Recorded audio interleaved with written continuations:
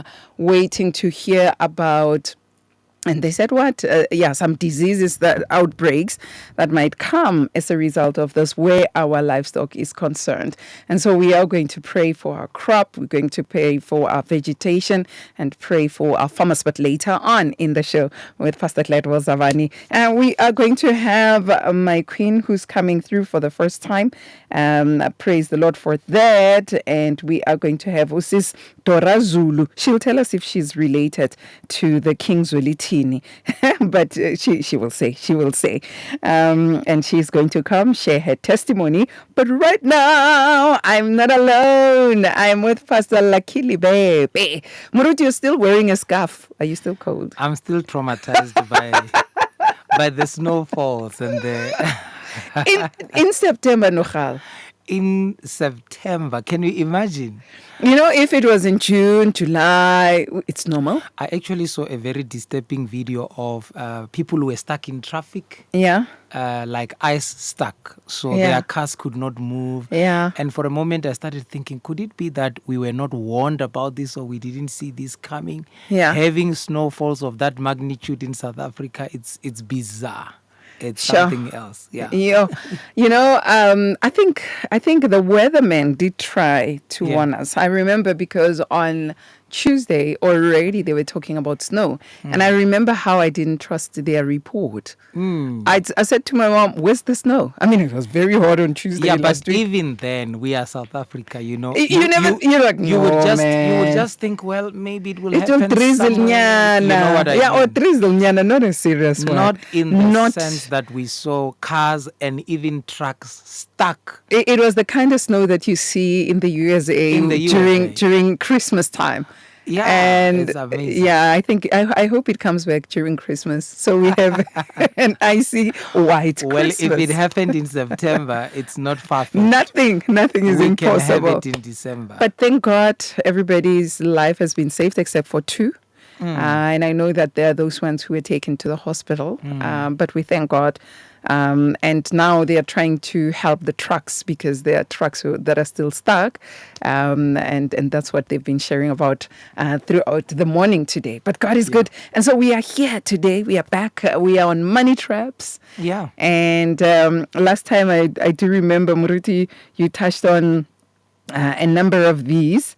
But today we are focusing on gambling, but I know that you will build it from gambling. It's not going to be just gambling. I know that you're going to go beyond gambling. Muruti, what were they again? I know when you are owing the ITC or when you are in the ITC. Yeah. And which ones again? Yeah, for those people that are just joining the show today, we want to say you missed out a lot. We've been talking about money traps, which is one of the chapters in my book. My book entitled Life After Death has got about 22 chapters. And in chapter 19 of my book is the chapter called Money Traps. And then myself and Sibongile have been talking about different money traps. Last week we touched on borrowing as a form of money trap. In the week past, I think we also dwelled on credit card and ITC listing or being in the credit bureau as one of them. And we said today, let's look at gambling as one of the money traps that you also find in my book, Life After Death. And Muruti, how much is your book before we go for my somebody's book listening? Is $350 free of charge. How do we get it? And you send us a WhatsApp or an SMS text. Be careful with the word free of charge. No, I just said 350 free of charge.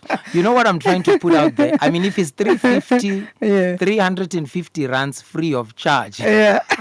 By the time you went through this book, you realize I actually didn't pay as enough. much. Enough. Right? Yeah. So please send us a WhatsApp number or an SMS to 071 352 4581. I'll repeat 071 352 4581, and then we will reply with how you would get it, but it will come straight to where you are. So it's 071 yes 352 4581. Wabana kitla it's 012 071 yes 071 352 4581. So you can call and get the book. It's only 315 yana. So we're going to gambling. Yeah. Muruti, how is gambling a money trap? I mean, people who would be going to the casinos are like, Yes. yeah, I know, at least I come back with 20 rands. I come back with 50 rands. And I've seen one person, actually two, and they were brother and sister. Every time they got paid, Oh, they can't wait for the casino. they were using taxis. They didn't drive. They had their own cars, but they would put their cars at home. So they would take a taxi to the casino near where we stayed. It was happening. Actually, the sister was doing it every Sunday. Gambling every Sunday. Yeah, going to the casino every Sunday after church. And the brother, every time he's paid. But did you guys not pray enough, Sibongile, for someone to be going to gambling every Sunday? I was a after child. church? I think I was I think I was 15, Okay. 16. Yeah. Yeah, because I mean, the fact that you said they go to Yep. every Sunday after, I'm like, Yep. oh my word. I think for them, it appeared as something that would free them from whatever debts or financially, right? financially, Yeah. because everybody thinks about right now. I'm not going to mention them by name, but It's okay. yeah, I'm not going to do. But we have that Yeah. one where you either pay. Is it 5 rands now, or is it still 250? Where you buy a ticket Oh, and yes. you cross the Definitely, numbers, yes. and then it appears on TV. Yeah. People go use that. There are people who are doing that faithfully every week.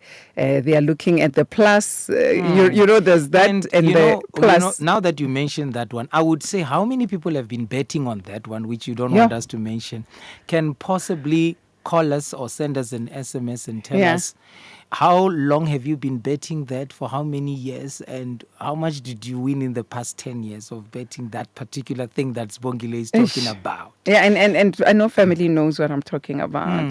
Yeah. Yeah. So they would do that.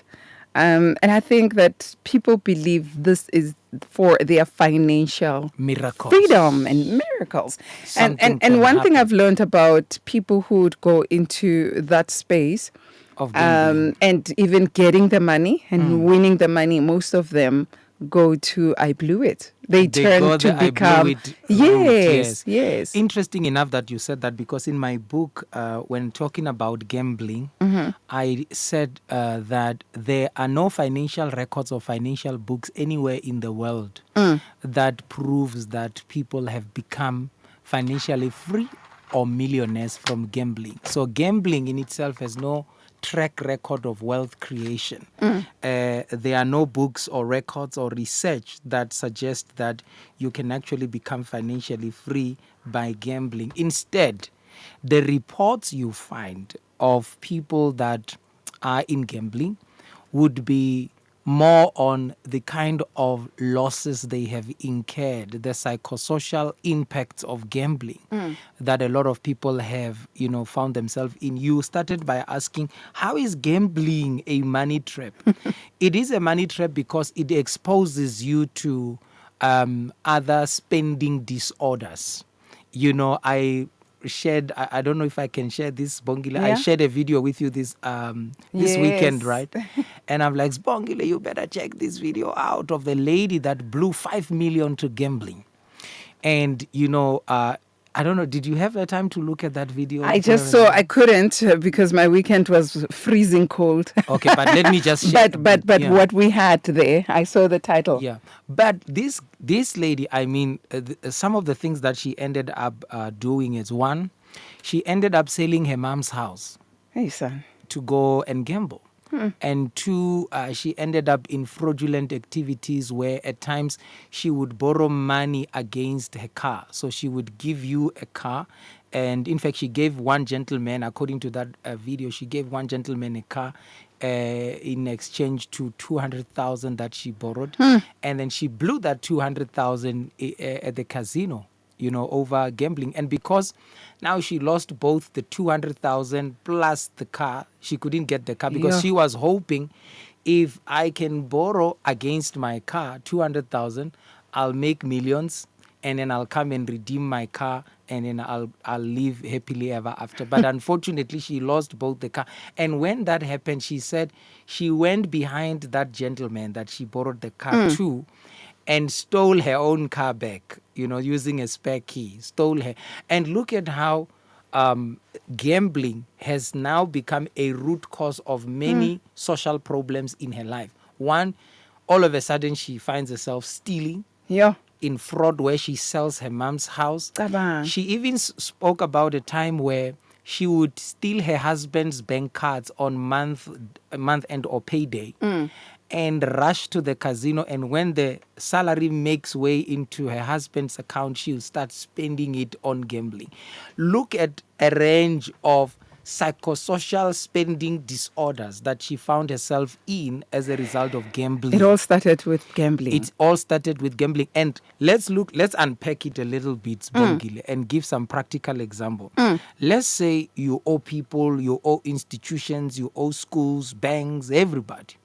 And your mind tells you, the only way I can get out of this is if I can be lucky enough with those casino machines and make a lot of money, right? That's what you think. What I'm going to do, let's get into the mind of a gambler for understanding. Yes. So you go like, if I can take my salary, which has not been able to help me in the past, I don't know how many months or years, because I've not been able to survive with this salary because I've got so many debts. So my mind is now telling me gambling is the way out. So what I'm going to do, instead of paying rent and paying my car or paying school fees or buying groceries or putting petrol in my car, I'm going to take the whole of that salary and go try my luck in hope that I can get out with $1 million or $500,000 and go bail myself out of my problem. Let's say this is your mental disposition. That's what you're thinking. And boom, you go there with your 20,000 salary, boom, it's all gone. And by the time it's gone, you have not paid your school fees, you have not paid your car, you don't have petrol in your car, you haven't paid your debtors, you have paid nothing, you haven't even paid your bond or rent. What then? What do you think a person like that would do next?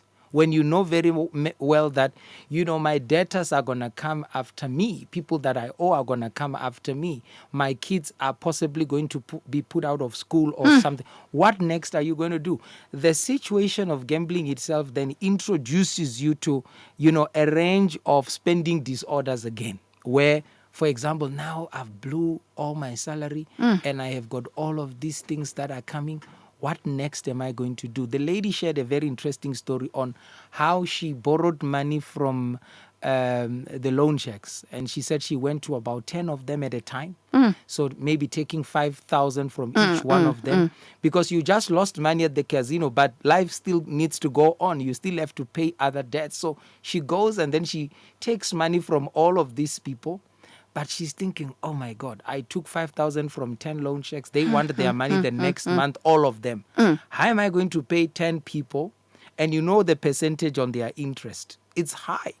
So you took 5,000 from 10 loan checks and they want their money next month. And by the way, you have deficits of things you did not pay for before because you lost the money at the casino. Now you've got, do you see how you're sinking deep? Then you start thinking, what can I do? And she got to a point where the only solution she thought was, let me steal my husband's cut. Let me steal my husband's cut. Let me use the salary. And I listened to that video when they were asking her, what was going on in your mind? What were you thinking, stealing your... She said, no, I thought, well, he might be angry that I stole his cut, but he will be happier that I made $1 million. So that's the thing with pathological gambling or gambling disorder. Sure. So it may all start well as gambling. I listened to a guy that said, I'm giving people good gambling advice. And I was so curious, like, oh, is there any good? Good gambling advice. He says, this is what you must do. Just have 500 in your pocket, all on the way to casino. And let that 500 be your limit. If you lose it, it's your loss. If you make some money with that 500, take that money and don't bet again. Leave that place. But a lot of people started like that.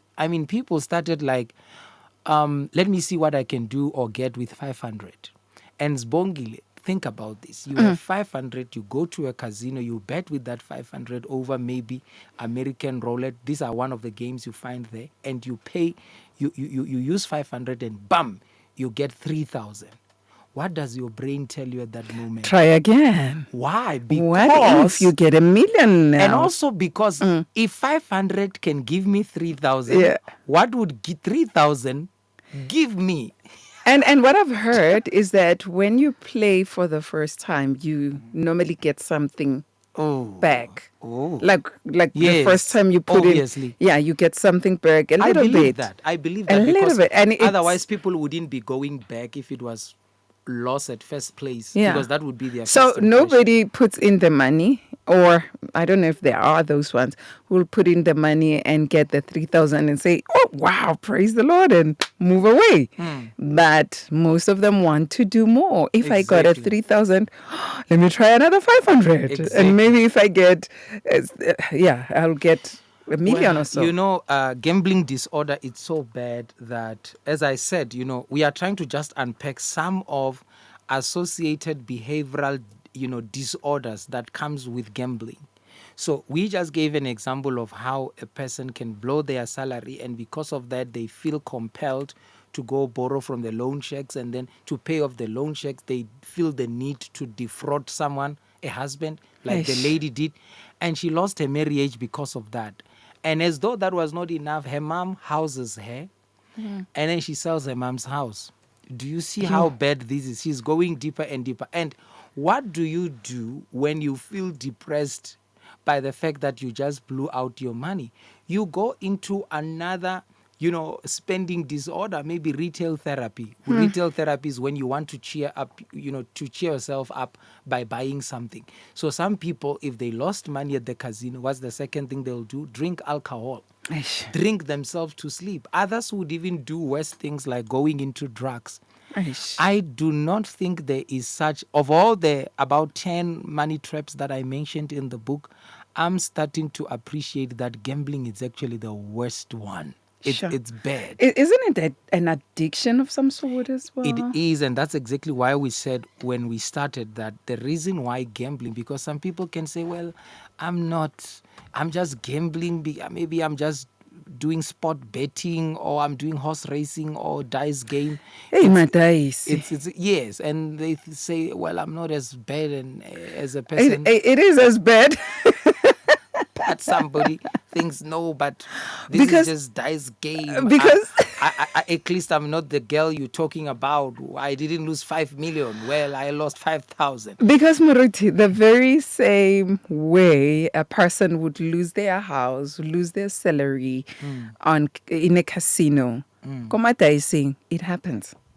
People sell their wives and children and cars. How do you sell a Komataising. wife again? Oh, they sell them. I bet with my wife. So you can have my wife. So you are saying one of these days you might get a knock at your door. Yeah. Your husband just sold you. Yeah. Okay. Sure. That's how sad it is as an addiction. Very sad. And I mean, that's what I said. It might start as something that people justify as, just mere gambling. And before you know it, then all of these other spending disorders and addiction behaviors then come into play.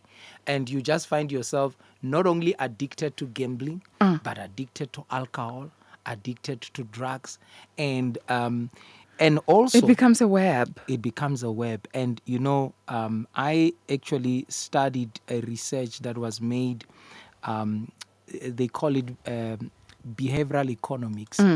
Basically what they study is, in behavioral economics, they want to see how people's behavior influence their spending and that. And you will find concepts such as CBD, the compulsive buying or compulsive spending disorder. This is when the moment you have money, I spoke about it in my book under the chapter Wealth Killers. I think it's chapter 7, Wealth Killers in my book. CBD, compulsive spending or compulsive buying disorder. Have you ever met people who, when they have money, they can't wait to spend? Yeah. Compulsive buyers. Like you can't sit. And You cannot I sit think at home. rona ba lotsolo efa May the Lord help us as You women. can't sit. You just want to buy, and the only time you stop buying, it's when you've run out of money. There seems to be a sort of, we call it also an impulse control disorder. That means you are struggling to control buying impulses in your brain. When that thought says buy, buy, buy, you actually fail to control it. So the psychologists call it a impulse control disorder, and they associate gambling addiction with that as well, because gambling addiction ultimately becomes a person's inability to control a spending habit or a spending impulse. So you feel like, I need to spend 3,000, I need to spend another 3,000. How did it end up? I heard this lady saying that she blew her all her money, including her husband and her mom's money, to a point where she didn't even have 20 rands to buy bread, and she had an empty tank leaving that casino. You ask yourself, oh, how does it actually get there? How do we get to a point where why couldn't you stop yourself when you see that you were sinking so deep? How did it get to a point of you selling your mom's house when you know that it's going to break her heart?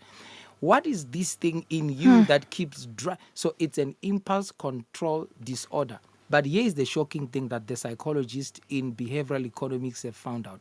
They found out that once a person in their spending habits develop either a compulsive spending disorder or an impulse control disorder, they have problems with controlling other behaviors away and apart from money. They found out that such people can also struggle with unprotected sex as well, because they tend to think about the consequence of something after it has happened.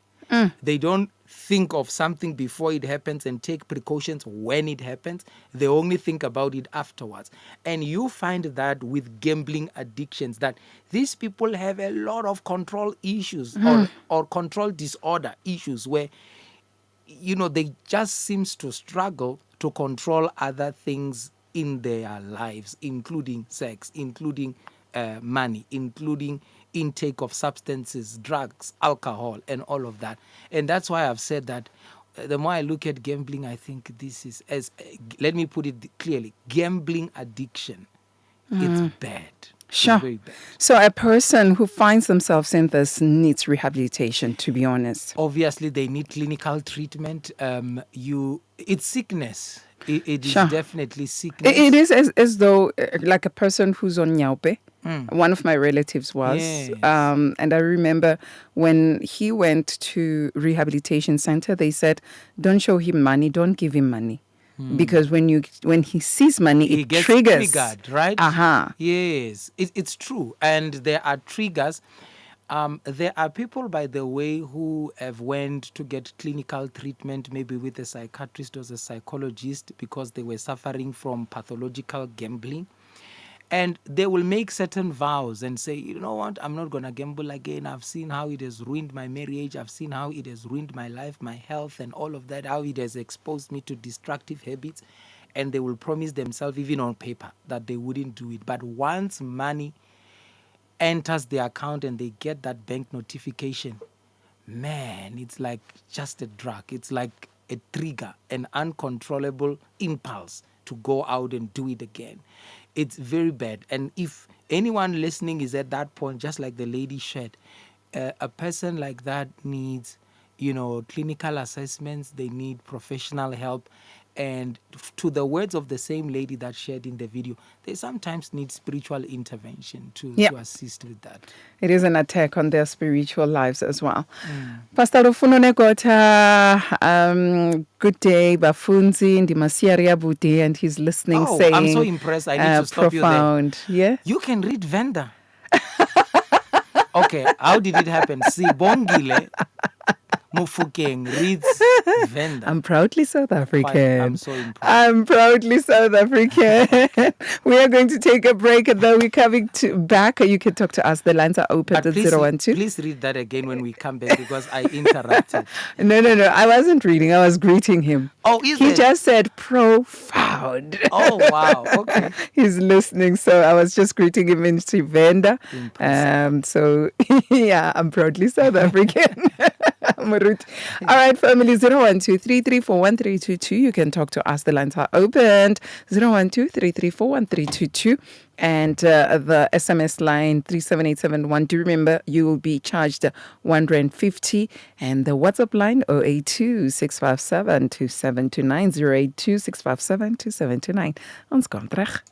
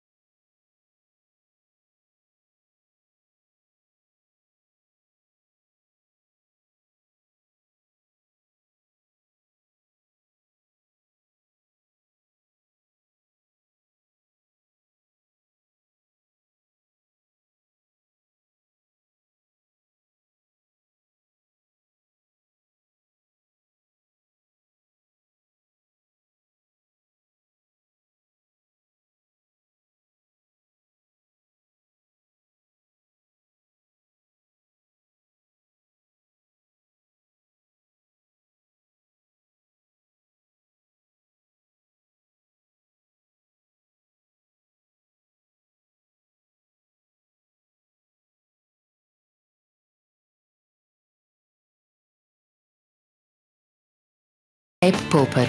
impacting lives from But it Gauteng was to the Cape. quite on radio, right? And yes, my family, we gave you Naledi Shwe Shwe and the song Exalted by Your Name. And yes, we are on Heart to Heart with Miss Sibongile Mofokeng with you up until 3 o'clock right here on the airwaves of 657 AM. The lines are open for family to can talk to us. I'm with Pastor Lebepe in the studio and we're talking gambling, my family. And we're talking all money traps. So you got a question, you got a comment, the lines are opened on 012-334-1322. It's 012-334-1322. Alternatively, you can send us an SMS on 37871, 37871. And you can also send us a WhatsApp on 082-657-2729. It's 082-657-2729. Muruti, so you were about to tell us what to do when you are in gambling, how to come out, right? Yeah, well, it's a very it's a very big question, I would say, you know, and possibly some people might be watching or listening and thinking, I hear and I'm in a mess and I've done worse than the case example that you guys are presenting in the studio. But what exactly do I do if I know a family member or I am one myself who is in that situation? I'll start by saying, Sibongile, falling into any trap is easier than coming out. Think about a hole. If you're walking on the surface, falling into that hole is just boom in 1 second. You are in there. And getting out of that, it's gonna require two things: intentionality and intensity. It's just like drugs, you know. Once a person is addicted to drugs, you know, the going into drugs might have been fun, full of, you know, nice sentiments and impulses and all of that. But when you have to clean yourself up, it's going to be tough. Is it possible to come out on your own? I wouldn't say it's Okay. not possible. Just right. like, you know, okay, the example I'm giving about falling into a pit or a hole, it's good. You can fall into a hole all by yourself. True or false? True, right? Can you get there out by your own? It depends how deep is it. No. You are going to But the need, kind of hole you're talking about, no. You need some people to go. you're gonna pull you need out. someone who's outside of that hole. Yes. To give you a lending hand and pull you out. Yeah. So that's exactly how I see addiction behaviors. You are going to need a third-party intervention. There will have to be people who have the knowledge, the profession, and the experience and expertise to assist you to get out of it. And you just need to put it at the back of your mind that it's not going to be easy. It's gonna be intense. And I will have to also be intentional.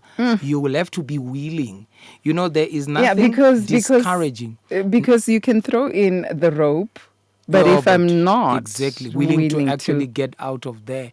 And while talking like this, there could very well be people who don't see that. You know, there are people who just have not yet reached the end of the journey where they give up on gambling. There are people who still have this deception that they can, you know, they can still make it. Why? Because unfortunately, Sibongile, we live in the era of information explosion. I was thinking about it yesterday, going through some social media and just accessing, you know, different sorts of information. So for an example, someone can Google and try to find out if there are people that have made money from gambling. And people who are trying to sell the gambling business can stage that. Do you know what I'm saying? They can stage that and say, look at the car that I bought, look at the house that I bought. And in doing so, they will propagate a certain mindset in society that, no, you can actually make money from gambling. But depending on what side you end up being, because in the era of information that we're living in, you get more of everything. If you go on the side that says, I want to search for people that have lost their lives due to gambling, oh God, you're going to find a lot of that. You're going to find people that got divorced, people that committed suicide, people that were gunned down and killed because of, you know, gambling, all of that. So it depends on where you're looking at. What is your psychology about this gambling issue? If you are one of that person and say, well, one day I made 100,000 and yes, I lost it back to the casino, but I think I can make $1 million. You're not willing to get out. You have not yet reached the end of the road, and maybe the consequences of life have not yet woken you up to that consciousness that, you know what, I'm dying here and I need help. Until and unless someone comes to the end of the road where they say, Yeah. I need help, and it comes from them, Yeah. not their partner, not their spouse, not their children, And not coerced into not it. coerced into it. If they come to that, but again, I need to say, Sibongile, there are people who are at such a destructive habit of addiction that it must be forced on them. Even if you go to rehab centers, they will tell you that. They will tell you that, no, there's a point where a person needs to be forced into that because other people are self-deceived. For as long as they don't think their own lives are getting affected, as long as they are affecting their life. Imagine having a child who steals your stuff as a parent and they go and pawn them or sell them to go and gamble. It doesn't affect them because the stuff they steal doesn't belong to them. Ish. So under such circumstances, it goes on to people who are on drugs as well. And if a person is not at a place where it's affecting them, then what we need to do is send them into a rehab center forcefully. Most of the times they mention that a person has to reach bottom rock. Bottom rock, yes. But I've seen others, as you say, who would reach bottom rock, but still. Yes, that's why I'm saying if you are dealing with a partner, of course, we don't resolve issues the same way. For some people, if they are married to a partner with a gambling addiction, what will be their resolution? They'll walk away. They'll just get divorced and walk away. But there are some people who are so probably madly in love and they still believe that this person's behavior can reform. You will have to get them into a coerced rehab center and force them to go through that, because one of the things about rehabs which are good is they also help you to accept that you have a problem, whereas there are people who don't believe that they do. So the first of all, while we are saying the person needs to be willing and all of that, but what if they are not willing? Or the person needs to know that they have a problem. What if they don't know that they don't know? So you need to put them in a place where someone who is professionally trained can actually help them to realize that Sure. they are affecting their own problems and the life of others negatively. And once that happens, the part where they are going to come out of that addiction problem, especially gambling, it's not going to be very easy. Let me tell you a story. One day I was on my way to church, and at the gate I meet this gentleman. He's crying, and for me it's weird that a man of that age could be crying so badly like a child. Yeah. Then he meets me at the gate. He says, no, there's a person that I'm owing for the 8,000. Now they are threatening to come after me, and they say they know where I stay, they know who my kids are, they're going to abduct my children. And then he starts weeping and crying. And then he comes to me probably expecting that I could give some financial rescue to him out of the situation. Then what I said to him is, no, I'm not going to give you money. I can't. But I'll give you an advice that will help you out of your problems. Okay. I said to him, do you know what your problem is? He says, yeah, my problem is I owe someone for the 8,000. I said, no. The problem is you are avoiding that person. Every time they are calling you, you don't take up their calls, Yeah. you don't make any commitments and so forth. That's what is getting the other person so mad that they want to take up all these threats against you. And he said, okay, what must I do now? I said, give me your phone.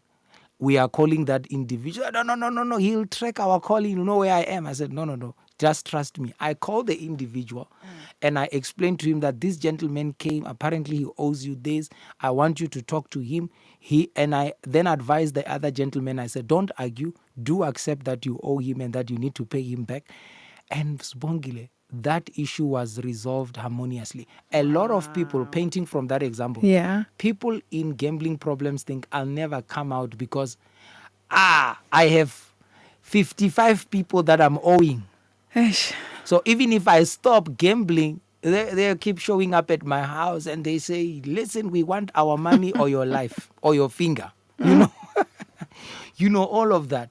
But once you go through a debt repayment rehab, one of that would be to help you realize how easily you can sort out people that you owe by having some form of a payment arrangement with them. Yeah, rather make an than- arrangement. Yeah, rather than keep running away from people and feel the need, to steal. There's a disorder called kleptomania in behavioral economics as well. It's an impulse to steal. Where people say, I can't help it. I start shaking when I see money because I know I must take it. I can't help it. And when you assess such people, you find out that they say their impulse developed from the fact that they are so conscious of people they owe and the need to pay those people. And then they justify the act of either robbing or stealing from someone else to pay those people. Sure. So it's not going to be easy, but it's worth it because the more you delay getting help from gambling, The deeper you go into the yes, and code. the last thing I want to say is this. There's no track record of wealth creation from gambling. It's a lie. Gambling has never made anyone rich. You need to be freed from that wrong perception about generating wealth. There's no track record of wealth generation or creation from Via gambling. It is not there. And if gambling, the gambling business, if it was losing money, because one has to lose, we need to ask ourselves, between the gambling business and the people who are gambling, putting their money in casinos, who's losing between the casino and them? If the casinos were losing, they would have declared bankruptcy a long time ago. But this is a business that's been running for centuries. And it's generating money Yes. through the same It's gamblers. I mean, think about. You said we shouldn't mention, but think about the game you were talking about, where people fill up a slip and they pay. If 4 million people in South Africa bet that on a daily basis, how much do they make? They probably make, even if let's say 4 million people were betting at 40 rands. That's 40 million per day on an extreme average. So even if you hear someone won 19 million or 150 million, It's nothing to them. It's nothing compared to the money that they are making in Every return. So this is what Wednesday I and want to Friday. say. Casinos are not social workers. They are not there to solve your problems. They are there to mess it up. And you need to realize that quickly, that these people are not in the business of trying to rescue out of my debtors and the people I owe. They don't care about that. And if you want to see it, lose all your money and sell your car in that casino and spend the rest on alcohol, they'll still kick you out of that casino with nothing. They'll even kick you out with the security. Yes, because they don't care about your problems. And they have not set up their business to bail people out of misery. They are there to make money, and God, they are making money. Sure. Yeah. Petrus Moses, so far, you're gambling with your life.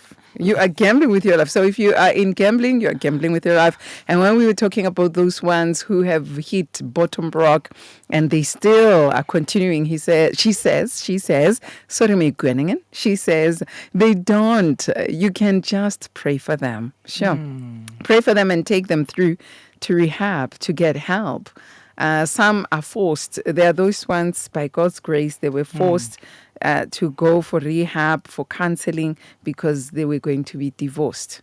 They were losing their marriages. I like listening to stories until the end. You told us of your friends who used to take a taxi to casino every Sunday after church. They were not my friends. They were adults. Are you now denying them because they don't have a good example? No. I was 14, Muruti, and they were adults. What is the end of their story? See. And the other one, passed away, but they never, she was living in a backyard. Where go back room. Not in a backyard, but go back room. That's where she was staying for all her life. Wow. That's Yeah. And the other one, the brother, I'm not quite sure what happened to him, but they never got rich from that. Let's just thank them. They are the reason why you're not gambling yourself. Because of I your bad won't. example. I won't. Because you had a bad example growing up as a child from their case, right? I don't remember who sneaked us into a casino. And I think I was like 15. And I remember putting in my 5 rand coin. Yes. And I you won won 25. No, I won a 25 rand.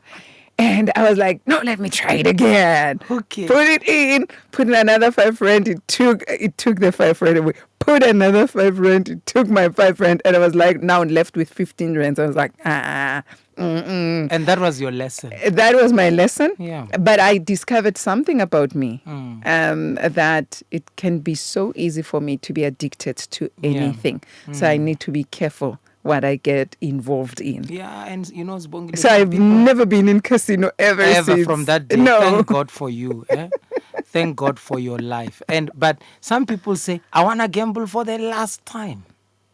And if I ever make $1 million, I'm out. I promise God I'm out. There'll never be an out. Sadly not. There'll never be the last time. Moruti, we have that book again. Yes. Life After Death. Life After Death is there. And gambling is from chapter? Gambling in 2 of my chapters. Okay. The one is chapter 7, where I talk about wealth killers. Because gambling is a wealth killer. Then I also make reference to gambling under chapter 19 of money traps. And, you know, much of what we have already said is also found in that book. Yeah, definitely.